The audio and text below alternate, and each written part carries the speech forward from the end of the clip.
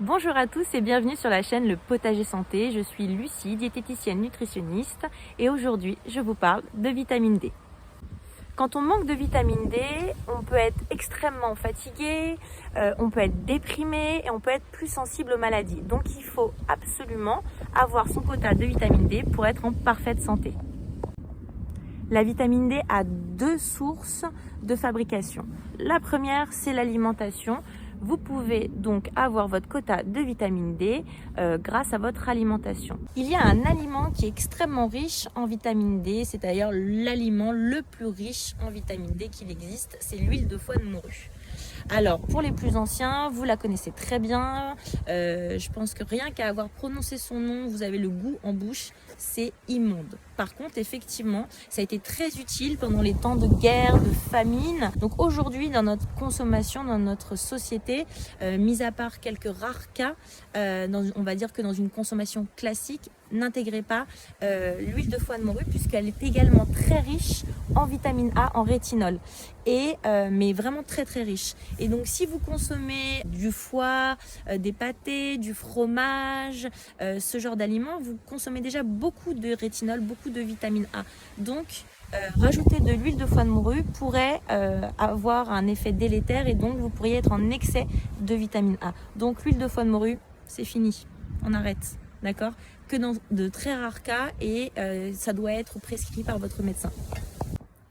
Dans les aliments sources de vitamine D, vous allez retrouver le poisson, les fruits de mer et les huiles de poisson. D'accord? On a vu que l'huile de foie de morue, on oubliait.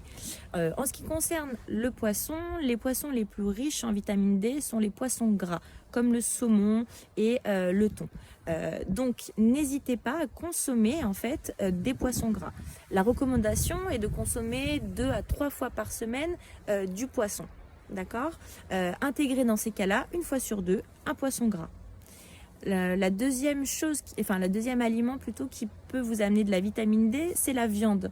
Donc n'hésitez pas à varier en fait les sources de viande, ne pas manger toujours la même viande, varier. Vous pouvez aussi essayer le canard. Le canard est très riche en vitamine D, donc n'hésitez pas. Et en plus le canard, c'est trop bon. Le confit de canard avec des petites pommes de terre.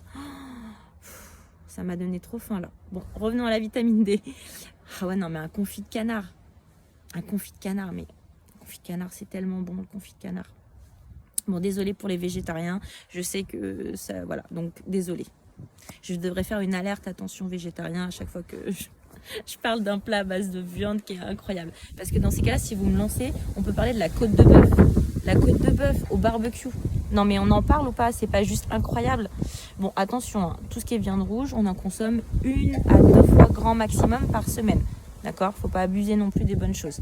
Donc revenons à la vitamine D. Donc la vitamine D, si vous mangez aussi des œufs, alors les œufs en termes de recommandation, on est à 2 à 3 fois par semaine. Pendant très longtemps, on a dit les œufs, attention, c'est mauvais, ça donne du cholestérol. Non, ça va, c'est pas mauvais l'œuf. Au contraire, l'œuf est un aliment magique parce que il regorge à lui tout seul toutes les sortes de protéines en fait qu'il existe, plus particulièrement ce qu'on appelle les acides aminés. Donc c'est vraiment une bombe nutritionnelle l'œuf. Donc on intègre l'œuf à son alimentation 2 à 3 fois par semaine. Alors il ne faut pas exagérer, comme dans toute bonne chose, 2-3 fois par semaine, vous pouvez consommer des œufs. La deuxième source de vitamine D, c'est le soleil, la luminosité, puisque dans notre peau, nous avons des petits capteurs qui aident à capter donc les rayons des UV. Le corps les mélange à 2-3 ingrédients et boum, on a de la vitamine D. Et donc, on peut être en parfaite santé. Je prends le soleil, je kiffe, je prends le soleil. En plus, pour nous les jardiniers, en ce moment, il faut qu'on prépare nos plants de jardin.